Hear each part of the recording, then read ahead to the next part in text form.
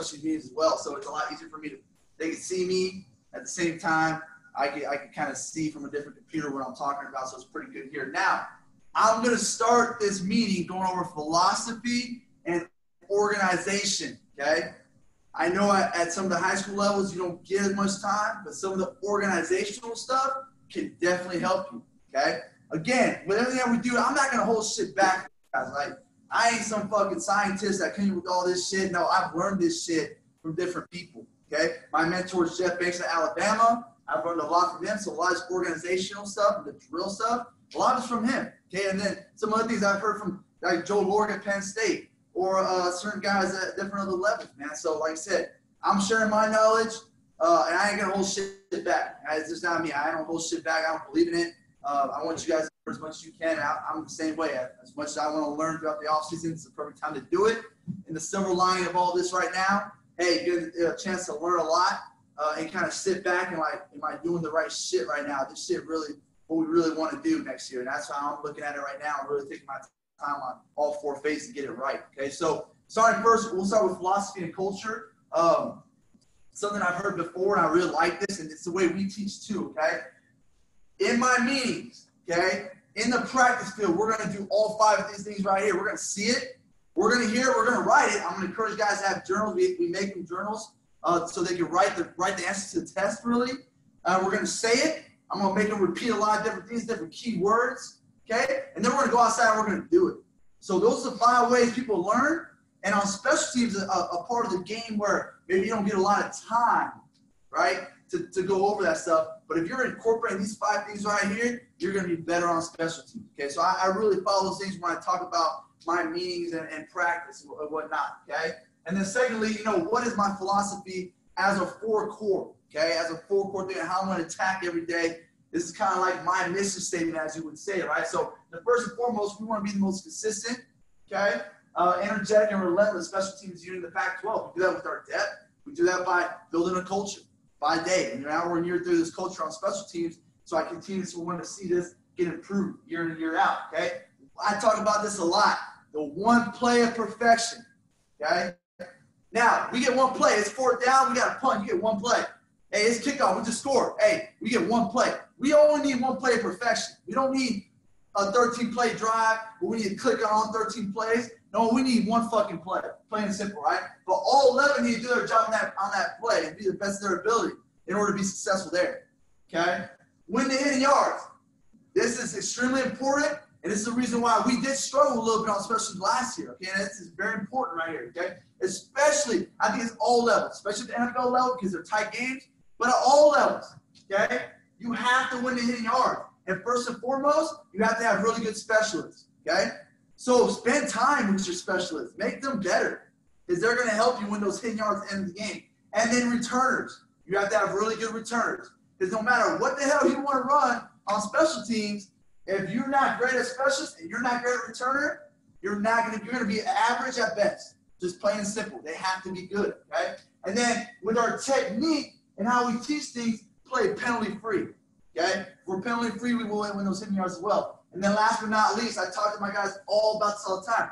This is a team, the team. Say, for instance, our starting middle linebacker plays on one special team. That's his role. Own that fucking role.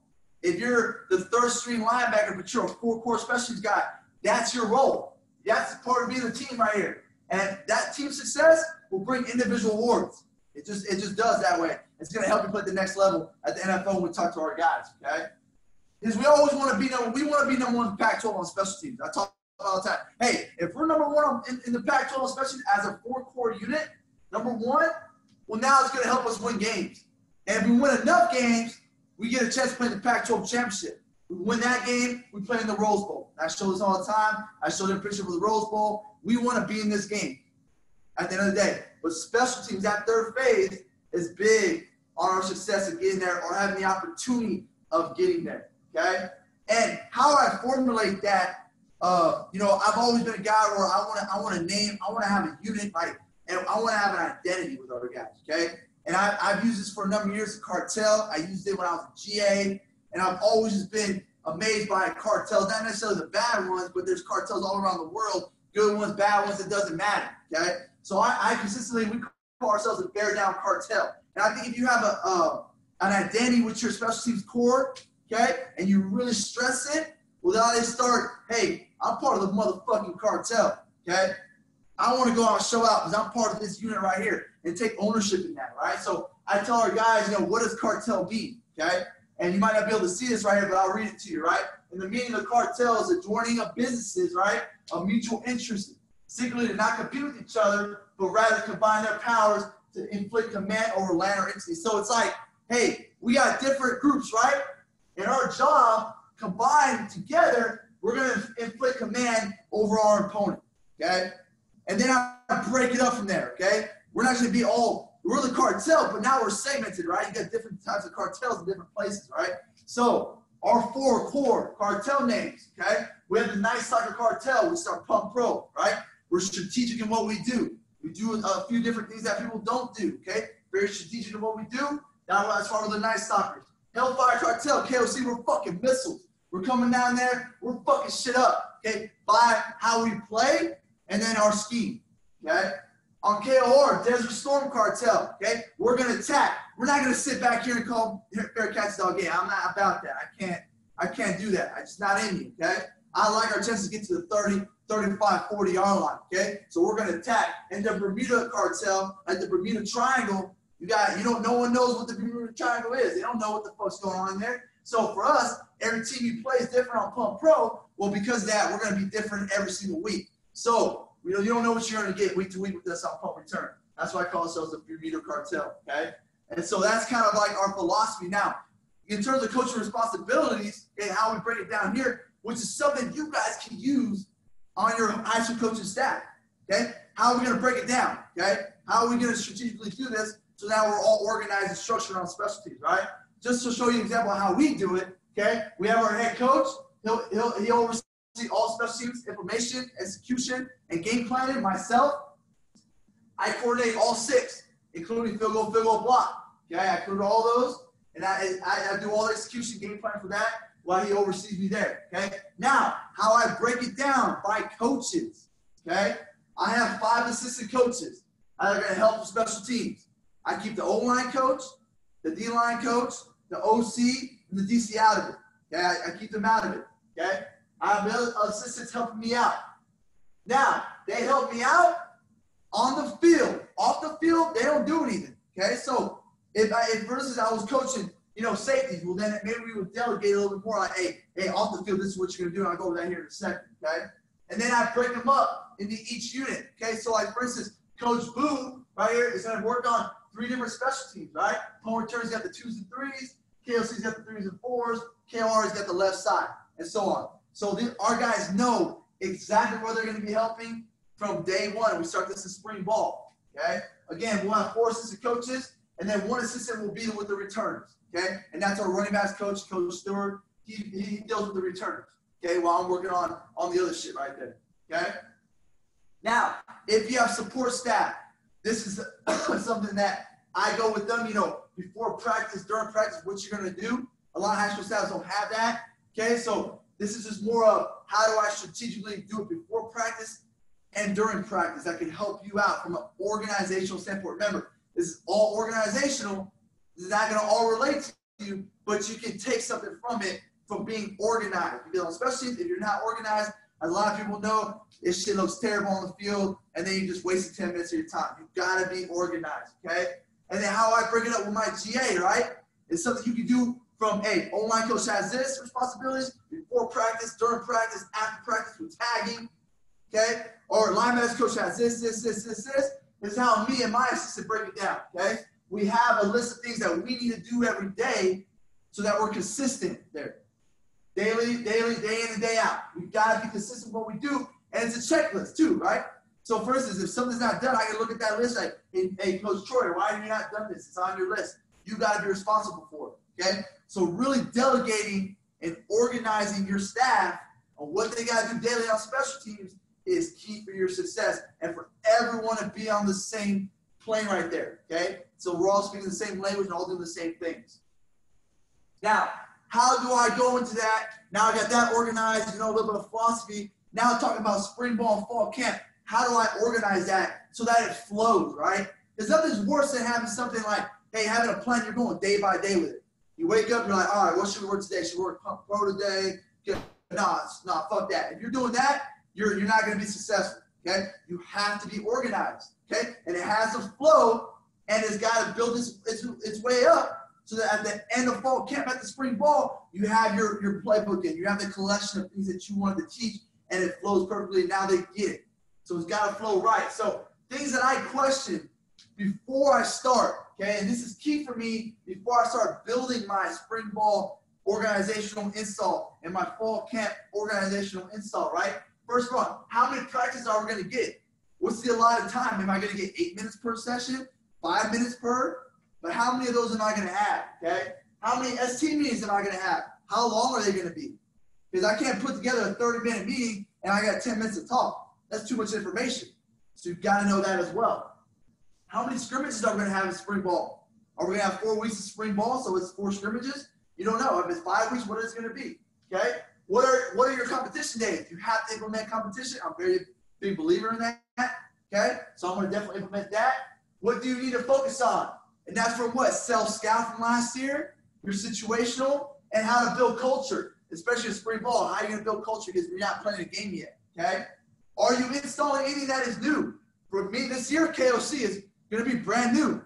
So, and I'm working on it right now. So, hey, you know what? We didn't have spring ball. It's okay. I got more time to think about it, okay? And then last but not least, which is very important that people don't think about, okay? I think the wear and tear on your specialist. You can't just say, hey, we're going to do 5 straight days of pump pro and have your punter punt 80 balls every day. You ain't going to be worth the shit, okay?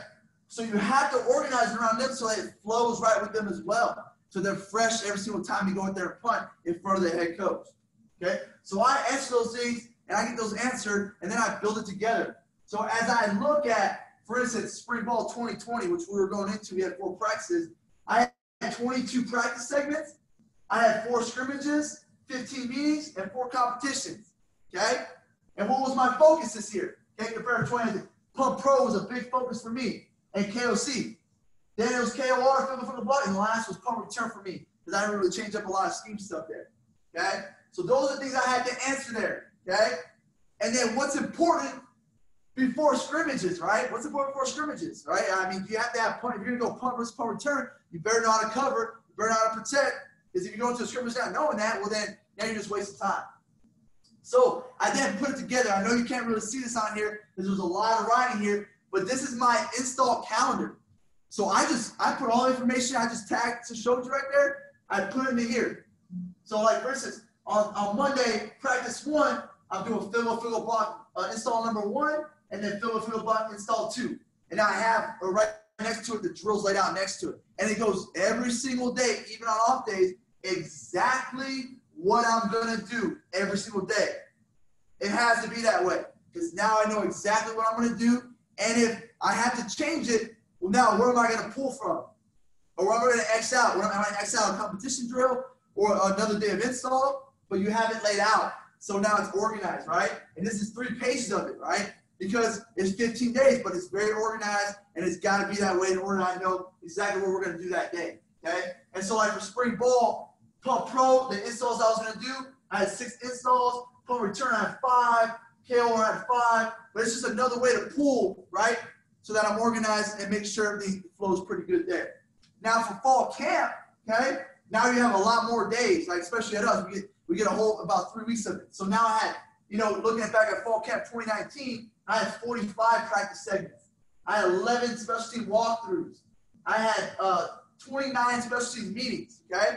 And then how I broke it down, you know, by practice, walkthrough, scrimmage, then that's how I organized my calendar, okay? Again, how many installs was I gonna do? 9 pump pros, 8 pump returns, 3 fiddle blocks, and so on and so forth, okay? But then again, organize it this way so that when you're putting it in, you just cross one out, cross one out, cross one out. And so it flows much better. So again, fall camp, much bigger list, right? Because now you have walkthroughs involved and all kinds of things. We're doing our so-called 2-days, which really is just a practice and a walkthrough every day. So again, all labeled out, exactly what we're doing that day.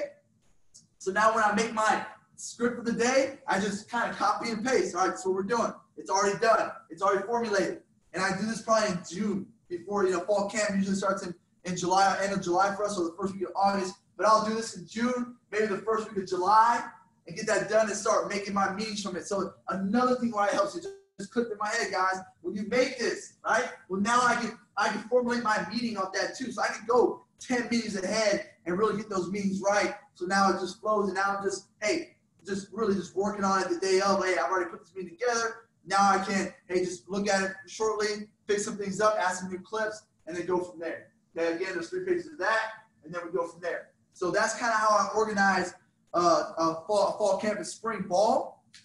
Now, another thing that's important for, hey, how do I pool for drills? Like, how do you know what drills to do, coach? How do you know what situations to work? Well, I have menus for that, right? And so doing this in the off season, like right now, guys, is the perfect time on special teams, right? Like, build yourself a situational menu. Build yourself a drill bank menu that you can pull from, that you can use in fall camp, spring ball, or use during the season. Like, man, we're doing a shitty job covering. All right, let me look at my coverage drills right here and then see which ones I can pull from and then go from there, right? So, like, for instance, this is my situational menu, right? So you see I got pump pro right here, pump return, kickoff return, field goal block, end of the half, end of the game, okay? I also got timing, different things with timing. I got my thresholds. But all this stuff I'll pull from in fall camp. Like, I'll cross it out if I hit it. If I don't hit it, I won't cross it out. And maybe I can hit it during the season at some point in our Friday practice or whatever it may be. A lot of situations I know, okay? But at the same time, I just have it as a bank. I won't hit all of these, obviously, but it's good for me to have them because eventually I might go over them maybe this year or next year just one time, get it off film and be able to coach off of it. But I think that's very important, especially in fall camp, guys, because now you're getting closer to game time, and now you got to implement some situational stuff that's going to be important for your succession, really, in certain games, okay? And then here's our drill bank. So, for instance, this is my Pump Pro drill bank, all right? So for the box, I got my drills, all my gunner drills, okay? I got team drills right there. So I really separated, segmented that way, okay? If we go to kickoff coverage, circuit drills, positional drills, team drills, okay?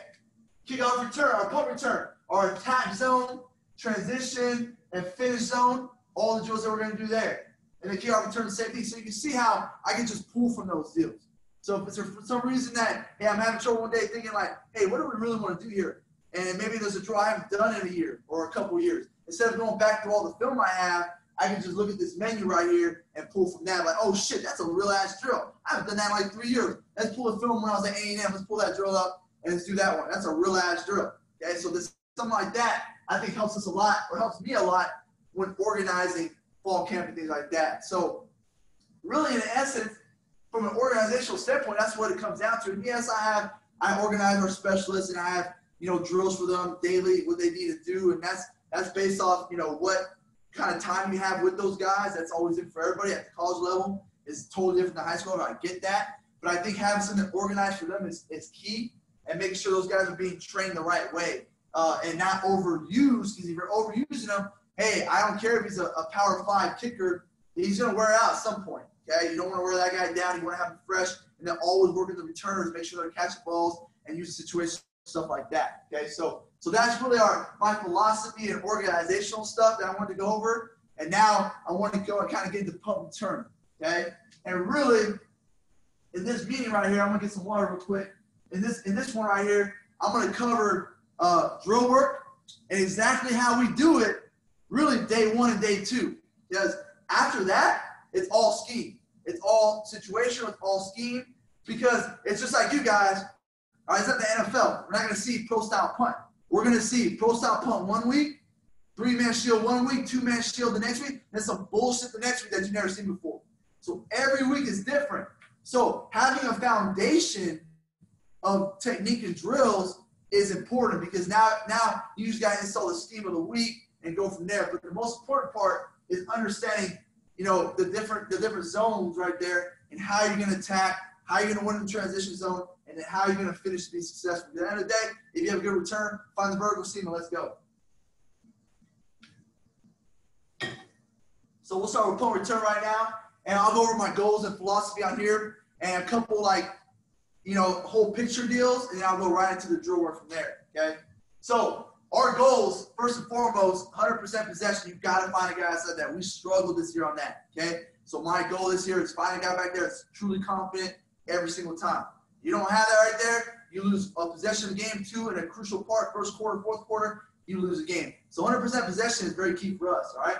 We're a big play mentality team all the way. I don't care what anyone says, what they want to do. I think big play mentality, like I don't care return. I'm risky. I'm gonna throw my chips in, okay? Ain't no way to live halfway on the fence. So let's be risky sometimes and not. Hell no. Let's go all in. You either all in, you all out in life. I'm all in. When I'm all in on something, I'm fucking all in. So I'm a big play mentality guy. 13 yards plus a return. If you're 13 or more return, you're gonna most likely be in top 25 in the country. Okay? We want to be an extension of our offense. We don't just want a fair catch all game. Extension. Get them a first down. Get them 2 first downs. Big plays. And then 100% penalty free. That's through our technique and how we teach and our consistency with that. Philosophy standpoint, okay, we're going to be a big-time double vice the perimeter. I'm going to double team your 2 best players. I'm going to take them out. So if you want to be a big play team, you got to take the best players out. I don't care. One-on-one with the guy that's a real guy, hey, it's kind of hard to beat. It's kind of hard to win. Well, I'm going to double your ass in on 4th and long, okay? Because I don't want a big-time return. Get his ass out. Now I got a return versus some of the slow guys out there, and now I like our odds to get a first down or 2 or 3, okay? I always want to mix in pressure, early or situational. Why is that? Because then you're not being self-scouted. You're not being too consistent with what you do. You got to change it up, okay? And make them feel pressure because now mentally for that punter back there, hey, you get close, or for the coordinator calling it, you get close. Well, now you become conservative a little bit, okay? When you become conservative, now that big-time return can come into play, okay? And then we don't want to be consistent with what we do directionally. So we're going to mix it up. Field, boundary, middle return, mix it up. Because if you're always going to the field, guys, for me, it's like it's easy to game plan. I'm gonna all right, this guy's always going to the field. Let's find ways to punt it away from the field and this and that. You become easy to self-scout. You never want to become easy to self-scout. Mix it up. Show different looks, okay? And, really in punt return, like we just said earlier, for us, okay, and also for you guys at the high school level, you see different shit every week. So you're going to naturally not be consistent with what you do. Maybe directionally might be, but you're going to show different things every week because of the way people punt nowadays. Totally different formations and things like that, okay? But that's kind of my philosophy and kind of what I hold to. Now, I might throw in a couple more pressure game if I want to, or situation calls for it, or if I like the coordinator, I was like, fuck it, let's bring the house. Let's keep bringing it to it. Or the punter's very mentally weak. I see pressure messing with his head, I'll make some another pressure to get him a little frazzled back there, okay? So what's our system? How do we call it? Okay, so really our 2s and 3s, okay, cover the guards and tackles. Our contained players are contained, so LC, RC, the right side, left side. And then our adjusted rover do a whole lot. And they do a lot now. They can vice guys. They can act as a second level blocker. They can be a third contained guy. We do a lot of different variations with those guys. And so those 2 guys got to be really smart. And then we have our jammers. Then we have our jammers out wide, which are our corners, right and left jammers. So we really mix everything like that. That's kind of a base formation there, okay? Directionally, okay, I got this from, actually this offseason, so this is kind of new for us.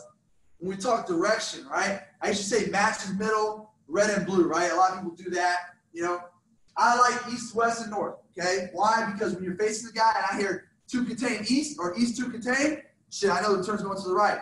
When you say red, they attack the guy, they get flipped around. A lot of times, 2 or 3 or even 4 guys will be like confused, like, hey, where's the return going again? So east and west for me makes so much sense, and it's been really good with the players like for the Broncos. When I talked to special coordinator, they implemented this last year, east and west, and it said they didn't have any guys, really all season having any question on where to have my leverage at when it's flipped around. Because I know right away, as I'm facing that, the ball's going east, the ball's going east, or the ball's going west, or the ball's going north. That just means middle. So something very easy to implement that I'm going to start doing now when I tag my returns, east, west, and north. That's how I'm going to go. And then alley is based on game plan, which I don't really do all that. So as you see on the sideline, right, we have our east and west returns. We like to get outside the numbers, right, because we're trying to get outside of really that box coverage. And then north is our middle returns. Okay, alley is really by game plan or by the fit of the punt return team or punt team as we work through game plan. Okay? Now, our real focus and where we get the drill work is really our toolbox. Okay? And there's 3 different days really of install with this. I try to put it in 2 and try to teach the other ones throughout the season. But there's 3 different ways, right? You have the attack zone. You have your drills for that and your techniques for that.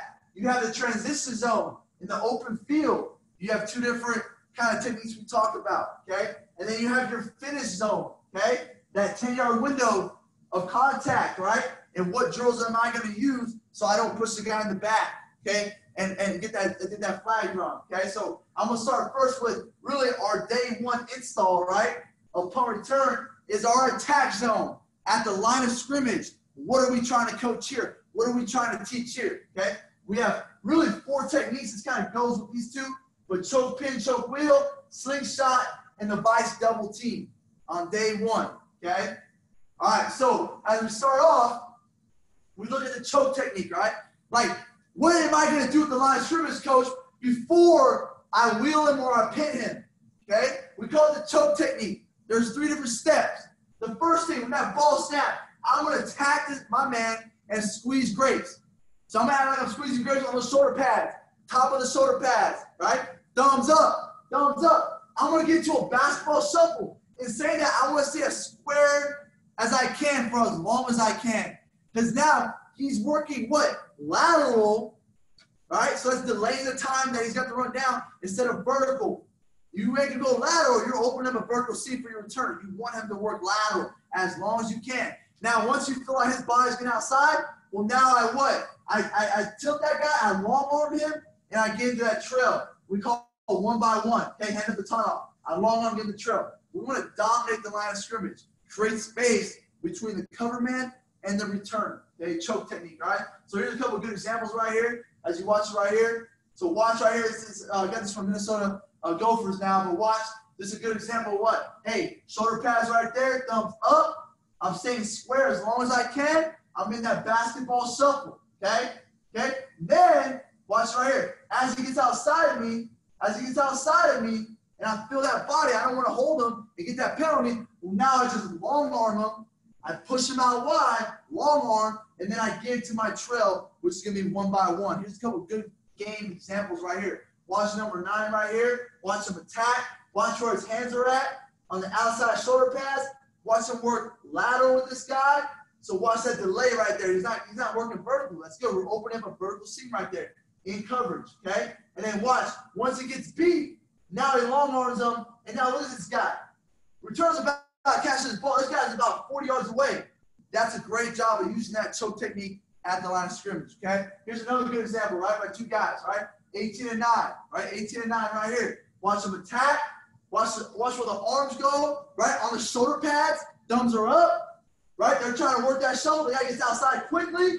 Okay, now I'm going to what? I'm going to long arm these guys, wheel them to where I want to go, wheel or pin, and now I'm going to give that trail, that 1 by 1 down the field. I'll go over that trail here shortly, okay? So that's how we're going to attack. Now, coach, do I send them inside, send them to the right, left? Where do I send these guys, okay? That's based on where we're returning the football. So the first one is, hey, it's a north return or the return's going away from me, okay? I want to choke wheel, okay? Middle return, north return, or return's going away, I want to choke wheel this guy away from the return. So if I say, if you're on the right side here, you're number 11 right there, and it's a west return or a north return, I know I'm going to choke wheel my guy, okay? I'm going to use my choke technique, but am I going to wheel or pin him? All right, I'm going to choke wheel the guy. So watch it right here. We just saw the clip right here. Right now, it's an east or north return. North, that's middle or right return, okay? I know I got to choke wheel this guy to my left. Choke wheel, there it is right there. Here's another example right here, okay? Again, okay? Middle return, north, or it's east, right there, okay? So again, there it is right there. Choke wheel. Now I'm in good leverage. Return's going away from where they're trying to run the ball. Now I have a good position to really work that finished block right there, okay? Here's a drill that we do. Now you can start them staggered or foot bounce, however you teach that part. But then again, when that ball's blown, I'm gonna get my hands on now. The scout's gonna work a shuffle, and for us, we blow a whistle. They start to shuffle, and I say hit. Then he releases down the field. Okay, so again, we were going to choke wheel. So day one, it's all middle return. Just all middle return. And it's not very aggressive. We don't have pads on. It's day one. So it's really, guys, you really want to see him attack off the line of scrimmage, get his hands in the perfect place, okay, on the shoulder pass, squeeze Graves, and then he needs to wheel him in the right direction and finish in that trail, that long arm position and one by one. That's what I'm looking for right there, because we don't got pads on, and maybe the tempo, maybe it doesn't have to be full speed either. As long as they understand the technique, that's what's really important there. Here, this is from spring ball. We have for breakfast. Then again, I like this right here. You see the basketball shelf right there. He's staying square. And like he's outside of me. Now look at that. I love it right there. Long arm and then get in the trail. Again, right here. There it is. There it is. Now, it's a little harder to grab shoulder pads when they have no pads on. I get that. So it's never going to be too clear. They're like, damn, his hands are way inside. Not really. You can't really grab his shoulder without shoulder pads. So as long as they understand it, they're getting the hands up there. We know they're understanding the technique of what we're trying to teach there. Again, middle return. There we go. Long arm the guy, and now we're off and rolling. That's a good job. Doesn't need to be a gasser type drill. Let's just make sure they understand technique. Now, when the return's coming to my side, coach, what am I doing? Am I choke wheeling? No, you're going to send him right into the return. I'm going to choke pin this guy. I'm going to pin him away from the return. So we say, anytime the return's to my side, I choke pin. So for instance, right here, I'm a left side player, and it's a west return, choke pin automatically. I don't have to ask no fucking questions, all right? I'm choke pinning this guy. I know what I'm doing, coach. I'm good. All right, good. So let's watch right here. We saw this clip earlier. 18-9, right? It's a west return, choke pin. Bring him inside. Now look at this. We just choke pin them. If this is a line drive punt, it's not a good punt. And we catch this. Look at the field. Look at the field, guys. That's what we do. We want to be aggressive at the line of scrimmage so we can open this field up and get to the field now. That's a great job right there with those guys of choke pinning. Here's another good example right here, okay? Watch the guy on the outside. So now it's an east return. Returns to my side. I'm a right side player. It's an east return. Watch 28. Do a great job of choke pinning this guy way inside the hash. Now look at that. So when he catches this ball, the field that we're going to create right there by just using that choke pin technique is what we're trying to create. Again, same setup, right? This way, we did this a couple springs ago where, hey, we didn't get hands on early. I don't really like that. We're just working on our feet. Then we're attacking. I don't know if I like that as much. That's why I went to this, in spring ball, okay? East return again. I'm a right side player, okay? Now I get hands on early because that's what we're teaching, right? Hey, hands on first. Attack and get hands on early.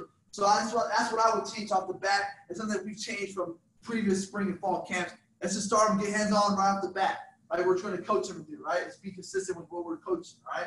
Again, choke pin, it's a right return. There it is, long arm, I love it.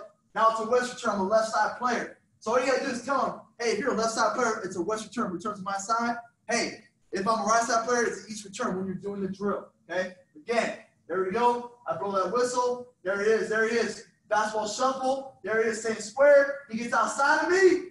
Now I long arm him, and I get to one by one. There it is, okay? So those are, when that happens, perfect. But as we know, in this room right here, who's listening, it don't always happen that way, okay? You lose leverage, sometimes early. Now, when you lose leverage early, a great way to get back into leverage is to slingshot your way back into leverage, okay? And we do that by using his momentum, so we grab that hip, okay? And we flip ourselves back into leverage. A key thing here is, when I do this, you don't want to do it up high. Okay, also the ref might see that. You do it low at the hips. So when you torque his hips, it slows his momentum down naturally. And that's what you really want to do there, all right? That's what you want to naturally do it. So watch a couple of really good examples here. Watch 37 right here. You lose leverage early. Okay, watch him grab that hip right there. Watch him grab that hip. I love it. It's fucking beautiful. Grabs the hip. The dude falls down. There it is. Slingshot. Now I'm in good leverage right there. It's a great example right there, okay? Here's another really good one right here, okay? Watch one right here, okay? Watch one. Slingshot right there. Good. Now, the one thing I don't like is see how high he is? So we could have got called for that. But he still twists his hips and goes around. Here's another really good one, okay? 37, okay? Again, okay? Loses leverage. Watch him grab that hip. There it is right there. Slingshot. Back into leverage. So this is something that happens a whole lot. And when you get this technique down, it's really easy to use, and guys really like using it, and you see it a lot on film, okay? A way that we coach it, Pretty simple, right? We just pair up together. I'll start on the opposite side, so we're out of leverage, and then we'll slingshot in the leverage, and then get into that one by one, that choke position right there. But you can see how right now 31's hips get turned. That's what you're really looking for in this drill. Does he understand that he's got to pull that hip to make it turn and slow him down? And then I got to get into that trail right there. Understand that right there. Watch it right here again, okay? So again right here. Grab the hip. Watch the hip turn. That hip turn right there. He's being aggressive. Now he's in good position right there.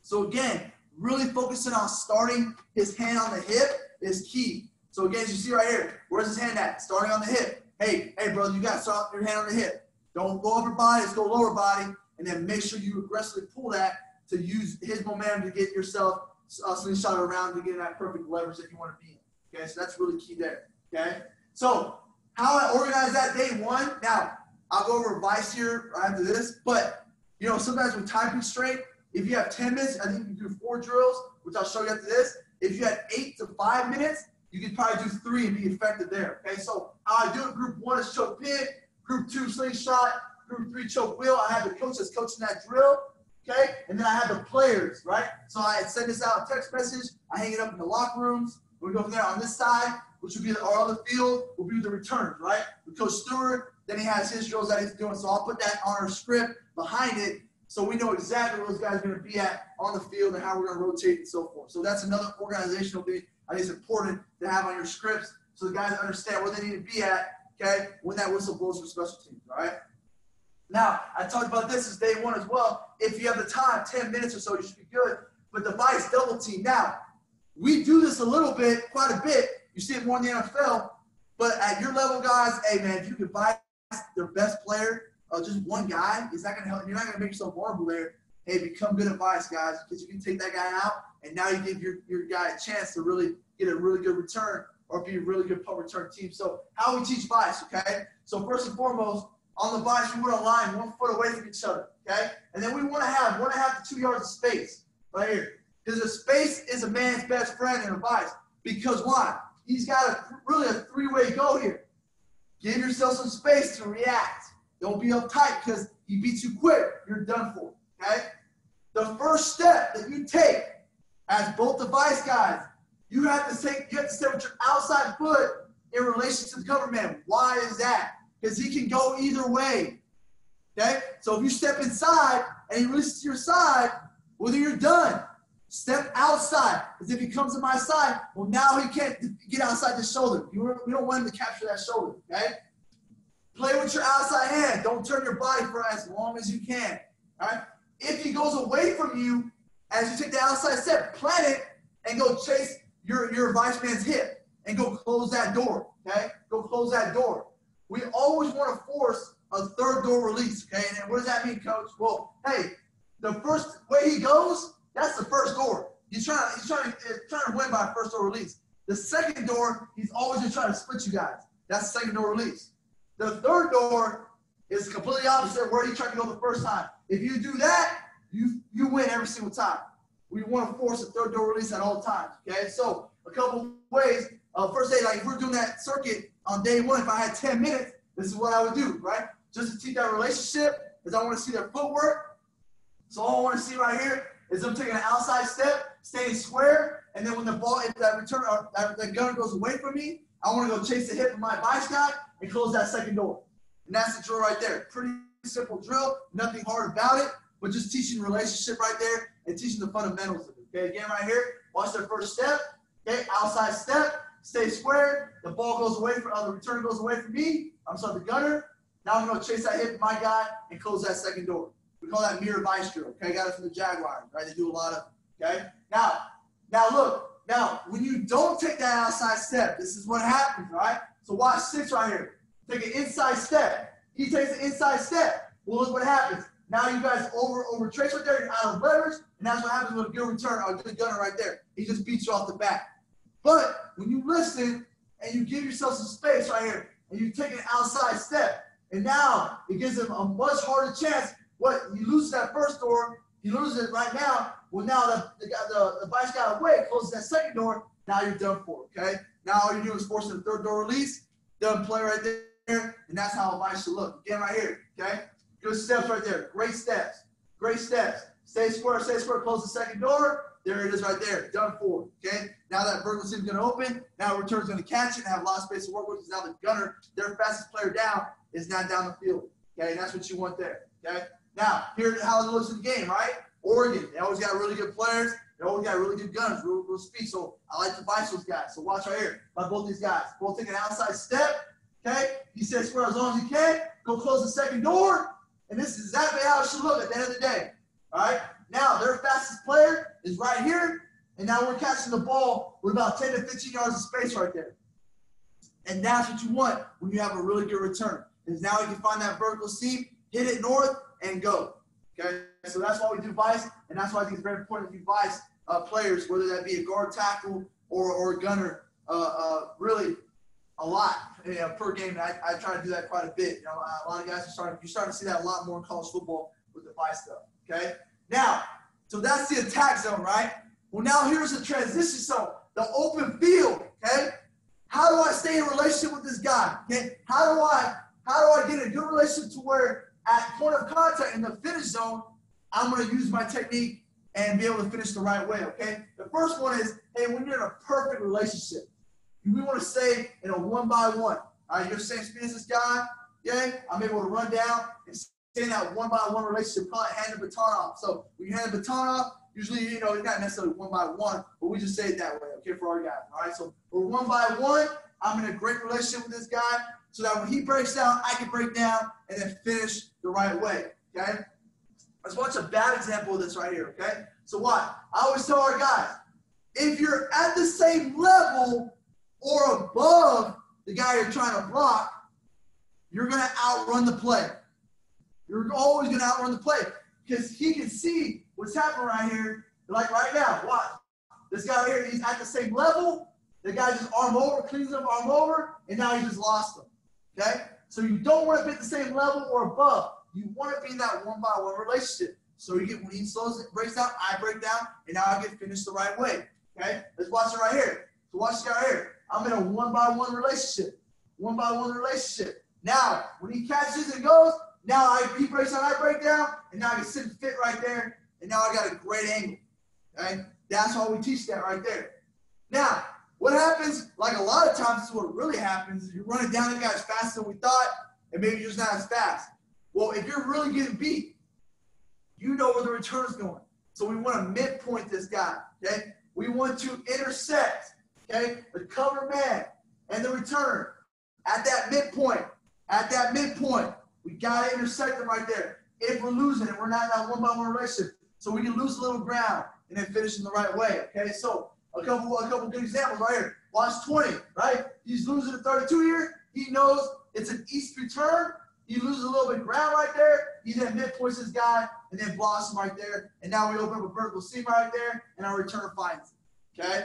Next one right here. Watch right here. These guys are on the wall, right? We're going to the field right here, okay? Watch them midpoint. They're not going right to the guy's helmet. They know where it's going to intersect. The ball's going to intersect about right here. So now I'm going to midpoint him at the intersect. So I'm not blocking him in the back. Understanding angles is key. So watch again right there. There we go. Block one, block two. Now you open up that vertical seam, and now we're off and rolling, okay? That's the midpoint. How do we coach it? Right? Here's the NFL. So really transition and finish, I show a lot of NFL film because it relates to us more so naturally than at the attack zone because we're not facing those pro-style punts every single time. So watch right here. Watch these two guys. Watch the bad guy first, right? Let's watch this guy right here. He goes at him now, and then he blocks him in the back. Penalty. Fucking penalty right there. But watch the other two guys right here. Watch these two guys, right? They lose a little bit of ground. They find the midpoint, and they pull off an executed block to perfection right here. But again, watch them lose a little ground right there. There it is. Pull off a clip right there. Pull off a clip. There it is. Good. There it is. That's midpoint. That's how you teach it. That's how you coach it. Okay? So the way we'll teach this is I got this from Minnesota as well. I kind of like it. Very easy drill, very easy setup. It's a north return. I start all middle returns day one. Our return guys will start on their stomach. Scout guys are going to run to a cone at an angle and then run towards a fake returner, which is their cones right there. And our guys up here are going to get up because now they're out of leverage by a lot. And they're going to have to race to find that midpoint, okay? So it's a very controlled drill, but it's just to make them understand, hey, you're going to be out of leverage sometimes, but you can still make the block. You can still execute and make that block. Right? Here's another example right here. Again, pump return guys are on the stomach. Scout guys are running to a cone at an angle, so that times up pretty well. There is about 15-yard drill, 15, 20-yard drill, and then find the midpoint to finish correctly right there, okay? When you're going directional, right? When you're going Coach, a couple more minutes and we'll open up for questions. Couple more minutes, Coach. All right, can you give me 5 minutes? You got it. 5 minutes. You go.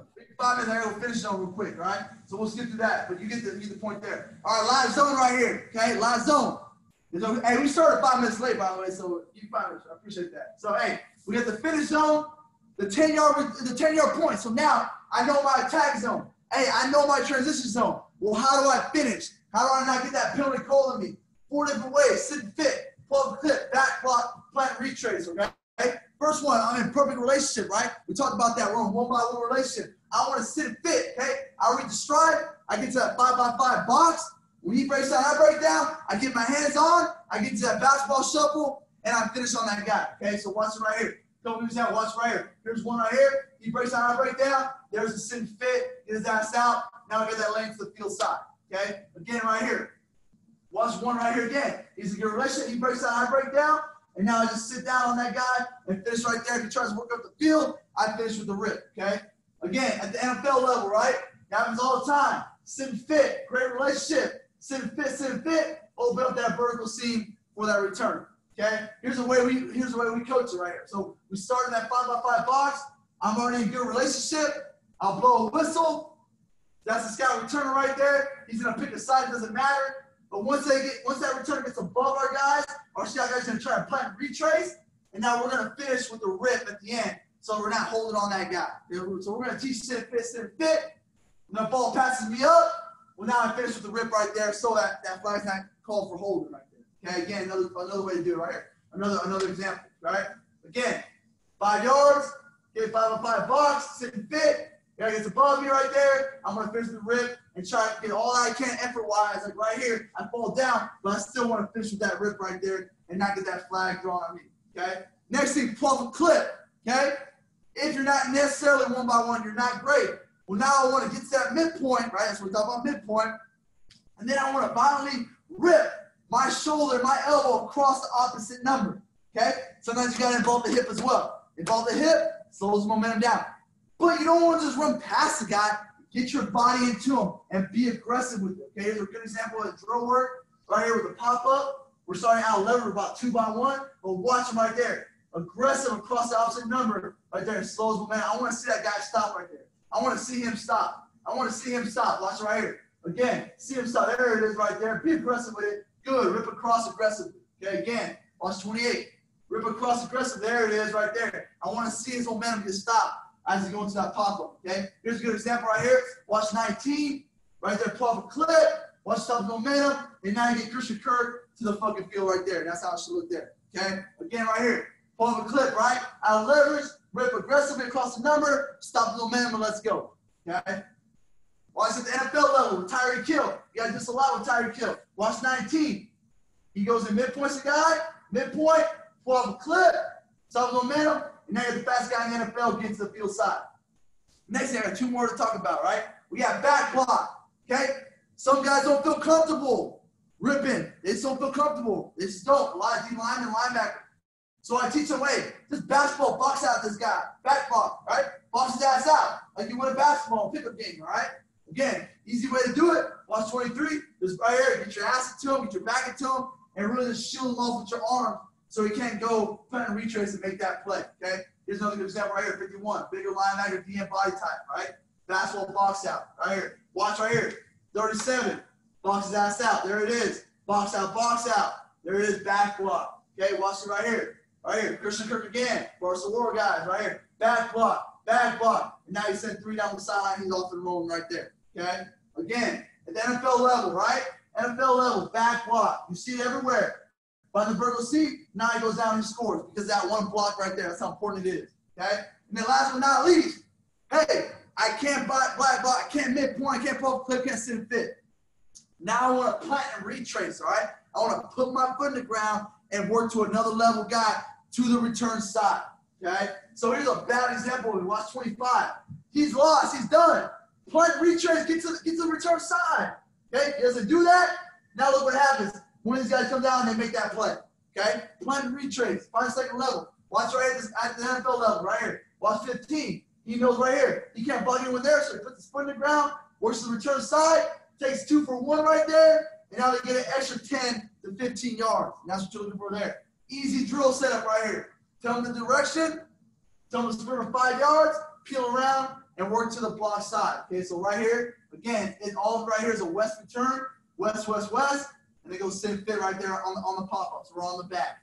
Okay, again, right? 5 yards, they're out of leverage, they can't make that play. Now let's go sit and fit to the direction side. We call that plant retrace. All right, so again, we'll break it up again. Sit and fit, plant retrace, PLC and back block. Again, with the organization, so they understand where to go, and players do on their scripts, and then we'll roll from right there. Okay, so that's pretty much it, guys. If you guys got any questions, fire away, man. Anybody got any questions, man? Go ahead and raise your hand for Coach Springer. Oh, so there's like a raise hand deal?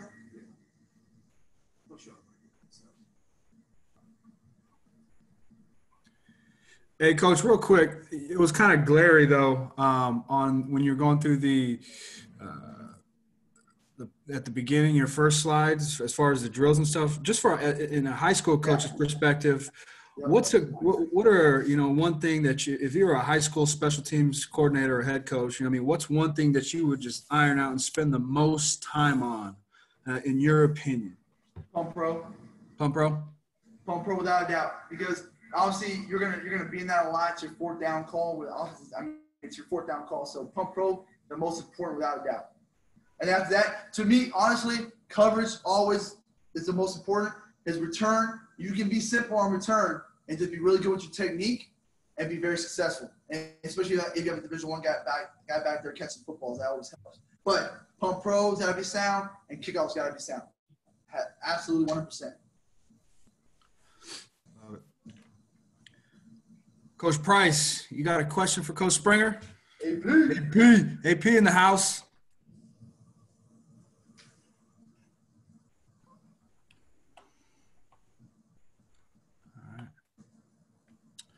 Well, if there's no other questions, then Coach, appreciate you. Yeah. Here, we got one. Oh. All right. Sergio,